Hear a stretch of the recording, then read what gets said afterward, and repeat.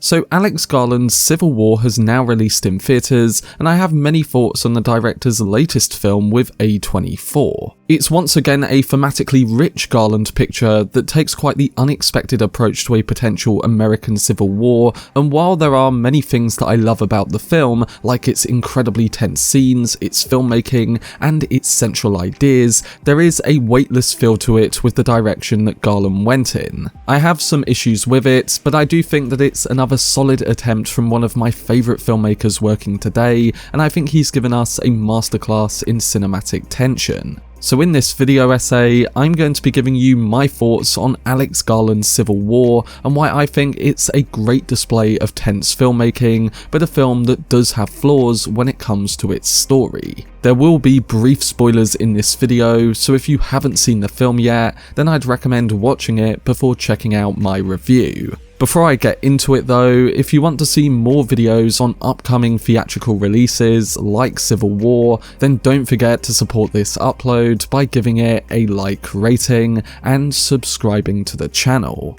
But without further ado, let's dive into my review for Alex Garland's Civil War.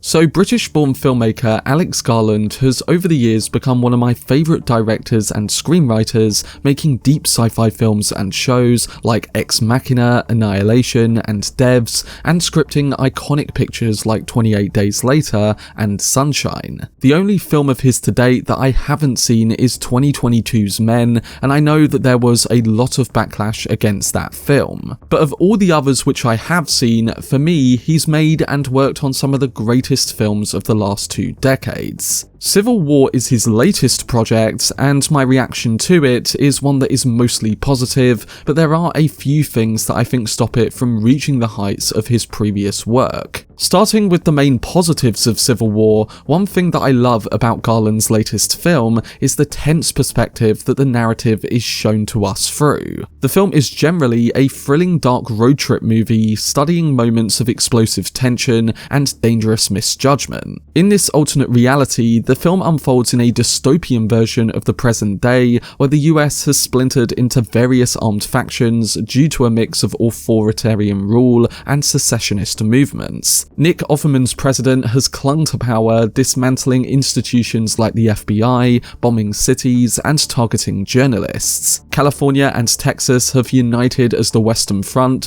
while the Florida Alliance is another major player. And chaos reigns, with smoke billowing from urban centers, highways are blocked by wrecked cars, and violence erupts in the form of suicide bombings and death squads. Against all of this chaos, Kirsten Dunst's Lee and Wagner Moura's Joel, both war journalists, embark on a dangerous journey from New York City to Washington, seeking an exclusive interview with the president. He's taken refuge in the White House while the rest of the city burns. Joining them on their van journey is Cailee Spaeny's Jesse, a photographer with dreams similar to Lee's, and Stephen McKinley Henderson's Sammy, an older journalist. To begin with, Lee is irritated by the both of them, claiming that she thinks Jesse is too inexperienced and Sammy is too old. The violent roads of America's divided states are no place for either of them, and when Jesse is traumatized quite early on when she witnesses a man threatening 2 helpless captives, Lee reminds her that their role is to capture moments and not to intervene. This is very much the main critical point of the film, the idea that they take pictures so others can ask the tougher questions. Lee's reputation as a legend in her field is partly due to her protective approach, as she focuses on getting the perfect shot and then limits her emotion towards the brutal things that happen in front of the camera. Jesse is under the watchful eye of Lee, but only because her presence might hinder their progress. At one moment in the film, Jesse asks Lee, "If something happened to me, would you capture that moment?" And Lee replies, "What do you think?" suggesting that the answer is almost certainly a yes. But while Lee limits her emotion and responses to these situations, there is the odd moment or two where she's alone and we see that she's carrying the emotional wounds from haunting things that she has witnessed. She looks over and relives the terrifying images she's captured across the globe, and the film plays these back to us to make us feel the shock of it too. So although travelling to the capital is a tough ask, Lee and her colleagues can't shake the feeling that they need to be there to cover the story, even without a good plan to secure an interview with the president in the first place. The idea of obtaining that groundbreaking scoop is enough to compel them to embark on a potentially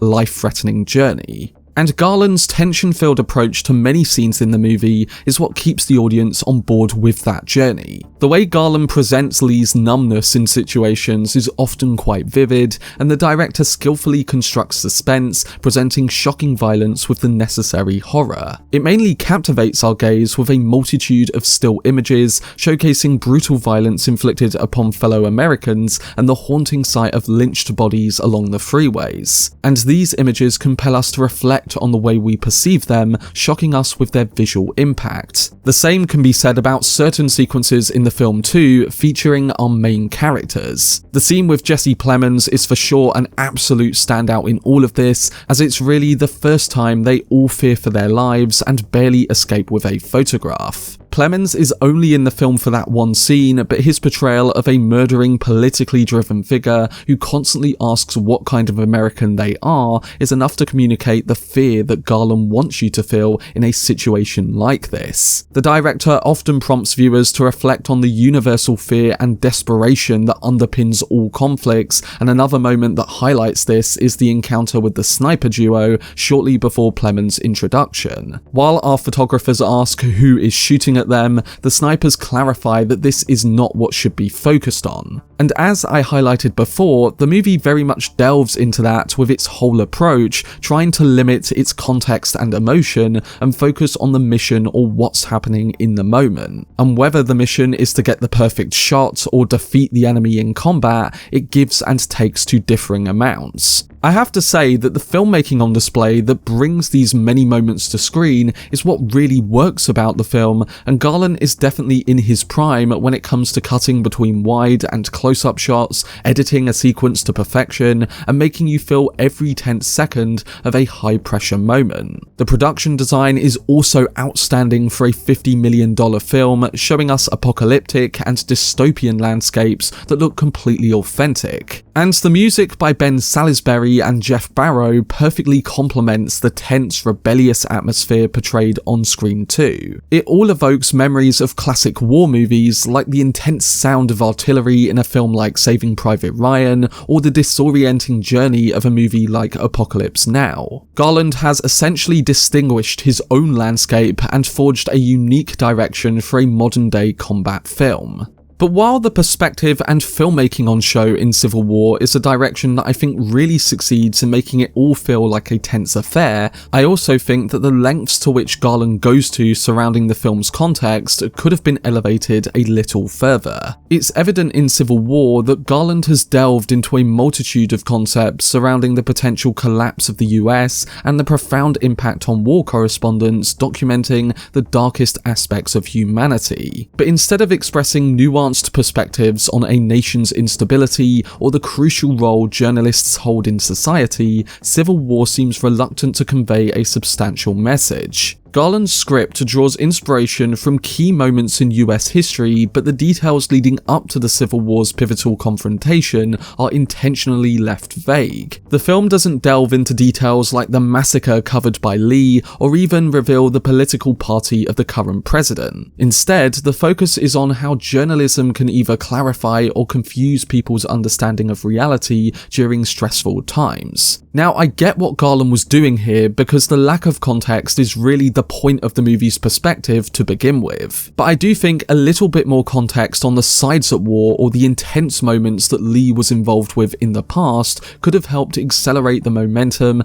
and tension of everything we see on screen. Now yes, by doing that, there would be many different political reactions to the film, and you would probably cause a crazed political debate over everything unfolding. But honestly, I think it occasionally feels too weightless, and the characters can seem too detached at times. times. I'm not saying that the film needs to explicitly outline the characters' political beliefs or take a definitive side in their fictional struggle, but I think knowing a bit more about that background could have strengthened the weight that moments in this film already had. It's a film with incredible sequences and tense situations, but I found myself more shocked than compelled by what was happening. And to a certain degree, this approach was unique and did work, but as we reached the conclusion, I just felt too detached. So Civil War goes beyond the idea of a war happening in the US or the sorrow of such a possibility. It delves into our tendency to shield ourselves from the impact of images from conflicts like this, and rather than act as a cautionary tale, it serves as a prompt for introspection, urging us to empathize more with others. It's definitely a weird one because I think it would have been effective with some more context, but I do appreciate the distinct direction it took. But they were my thoughts on Alex Garland's Civil War movie. Overall, the film presents a captivating exploration of journalists, capturing the essence of a society in turmoil through their lens. While the film's perspective is unique, the filmmaking is successfully tense, and the imagery is striking, the film doesn't quite deliver on the effectiveness of its narrative. The movie is insistent on leaving out the context behind the war, and it becomes hard to build our connection with it. I get that this was mostly the point, but I think just a bit more could have allowed for an even deeper study of the themes that Garland puts to screen. He acknowledges the exploitative nature of using people's images and voices for journalistic purposes, but while the film presents thought-provoking concepts, it lacks a desire to delve into them further. As a whole though, I did enjoy the filmmaking on show and respected the approach that was taken. So I'm giving Civil War a rating of 8 out of 10. But to those who have seen Alex Garland's latest movie, what were your thoughts on how the director approached the ideas he tackled? Let me know down below in the comment section. For more videos and reviews surrounding the latest theatrical releases like Civil War, then subscribe to the channel and turn on your notifications. Also, if you enjoyed this video, remember to leave a like rating and follow me on social media via the links in the description. But anyway, I hope you guys enjoyed it. I've been Cortex, and as always, make some noise.